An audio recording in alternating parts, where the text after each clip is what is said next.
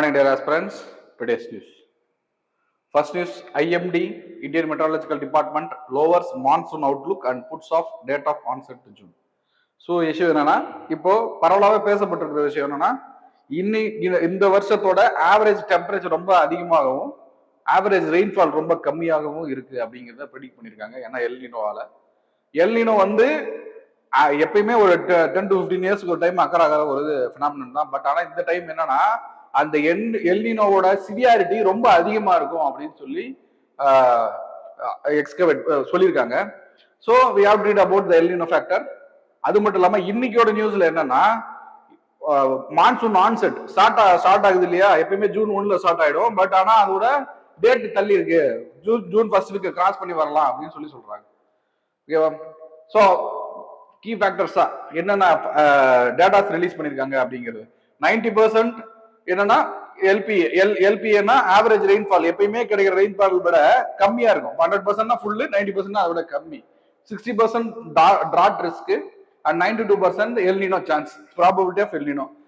இந்த ஃபேக்டர் இருக்கு இல்லையா, எல்னினோ ஃபேக்டர். இந்த ஃபேக்டர்னால தான் அதிகப்படியான வெயிலும் கம்மியான மழையும் ரிசீவ் ஆக போகுது. ஸோ நம்ம எல்னினோ என்னன்னு படிக்கணும். ஸோ இதே மாதிரி சினாரியோ வந்து 2015 அக்கர் ஆச்சு. 2015 நம்ம சென்னை ஃப்ளட் இதெல்லாம் நடந்துச்சு. எல்லாத்துக்கும் காரணம் அந்த எல்னினோ தான், ரைட்? இப்போ 2015 நடந்த ஒரு விஷயத்துல 93% was cut of in June, 88% இந்த ஜூன். அந்த டைம்ல அந்த ரெயின்ஃபால் வந்து பேட்டர்ன்டா இல்லை, கலந்துருச்சு. சரி, ஓகேவா? பொட்டன்ஷியல் வைல்ட் கார்ட்ஸ் எப்படின்னா என்னன்னா, இப்போ இந்த எல்னினோவோட சிவியாரிட்டியை நியூட்ரல் பண்ற மாதிரி positive IoT, Indian ocean dipole அப்படிங்கிறது இந்தியன் ஓஷன்ல இருக்கிற டெம்பரேச்சர் ஆல்டர்னேஷன் நடக்கிறதால நம்மளோட வெதர்ல இம்பாக்ட் இருக்கும். ஸோ எல்னினோவால கிரியேட் ஆகிற இம்பாக்டை சம்வாட் நியூட்ரலைஸ் பண்ற மாதிரியான பாசிட்டிவ் ஐஓடி இருக்குன்னு சொல்றாங்க. ஓகேவா? Next, what is El Niño? Prelims angle what is El Niño அப்படிங்கிறத படிக்கணும். அதுக்கு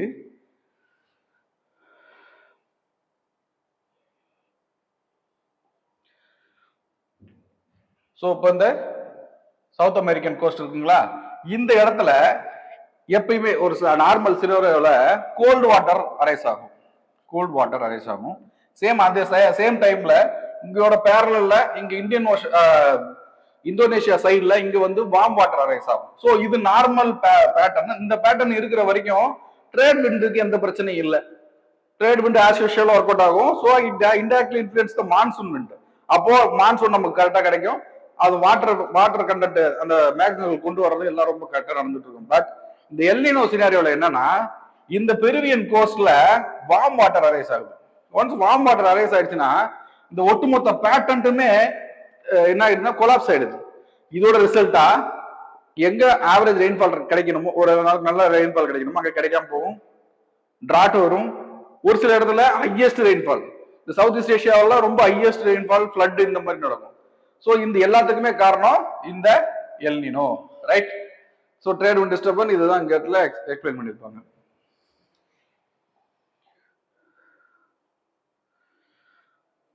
எல்னினோ இம்பாக்ட் ஆன் இந்தியாவில் எல்னினோட impact weaker south west monsoon. So லேட்டா அரைஸ் ஆகும். அதே டைம்ல ஆவரேஜ் ரெயின்ஃபாலோட டிகிரிஸ் இருக்கும். Agriculture stress. ஸோ இப்போ மிட் ஆஃப் த இந்தியாவில் இந்த விதர்பா ரீஜன் இங்கெல்லாம் பாத்தீங்கன்னா மேஜரா ரெயின்ஃபெட் டிராப்ஸ் தான். அப்போ ரெயின்ஃபால் கம்மியா இருக்கு அப்படின்னா கிராப்போட ப்ரொடக்டிவிட்டி கம்மியா இருக்கும். அப்ப இன்டெரக்டா என்ன ஆயிடுச்சு, இந்தியனோட எக்கானமியே கொலாப்ஸ் ஆயிடும், எக்கானமியே வந்து பாதிக்கப்படும். ஸோ அக்ரிகல்ச்சர் ஸ்ட்ரெஸ்னால நம்ம பெருசா பாதிக்கப்படும்.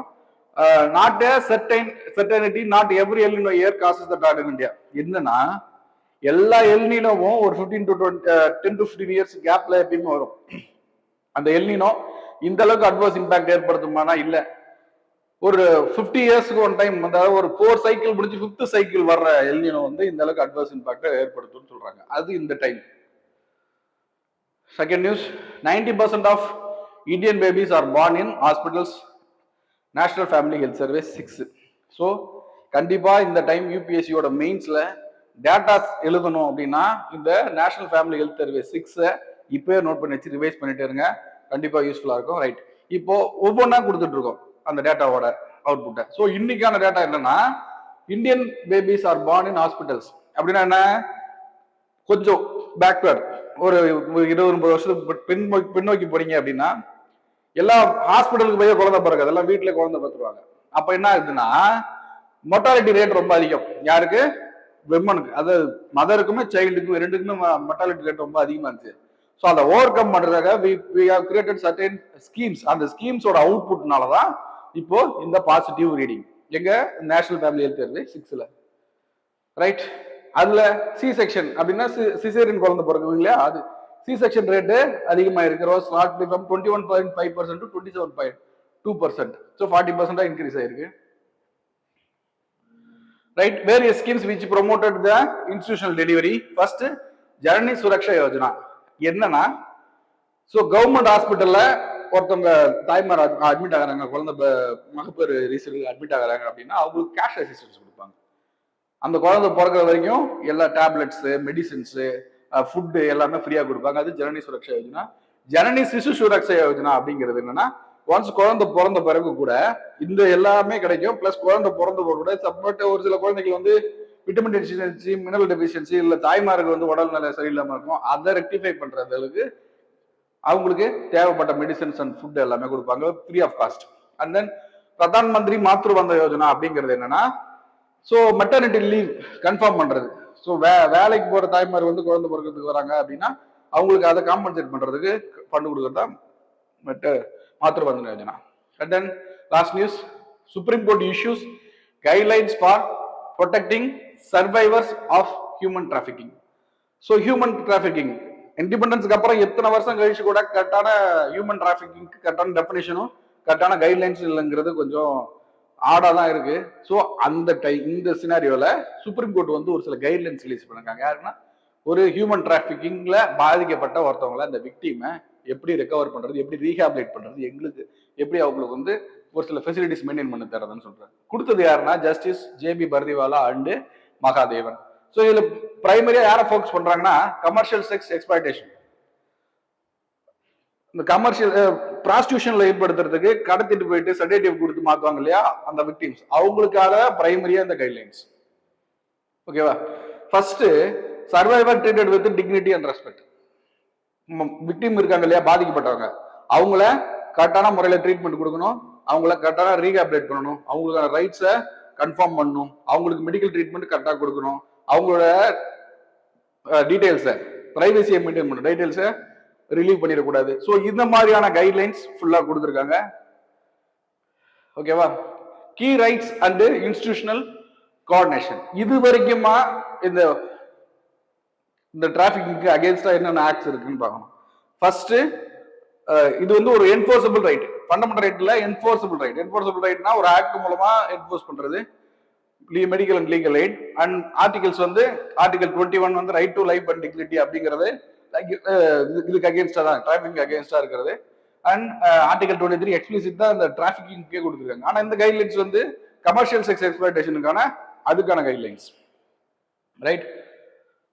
இதுல ஒரு இம்பார்ட்டன்டான ஒரு விஷயம்னா, வாலண்டரி செக்ஸ் ஒர்க்கர் இருக்காங்க இல்லையா, அவங்களையும் இந்த கமர்ஷியலா எக்ஸ்பிளாய்ட் பண்றாங்கல்ல, இவங்க ரெண்டு பேரையும் டெஃபினட்டா பிரிக்கிற மாதிரியான டெஃபினிஷன் வேணும் அப்படின்னு சொல்லி பிரிச்சு காட்டிருக்காங்க. இவங்க வேற, அவங்க வேற, right? Legal frameworks, immoral traffic prevention act 1956, juvenile justice act 2015, POCSO act 2012, Bharat Nyaya Sanhita 2023. So இவ்வளோ ஆக்ட்ஸ் இருக்கு, ஸ்டாட்யூட்டரி செட்டப், இவ்வளோ செட்டப் இருக்கு அகேன்ஸ்ட் human trafficking.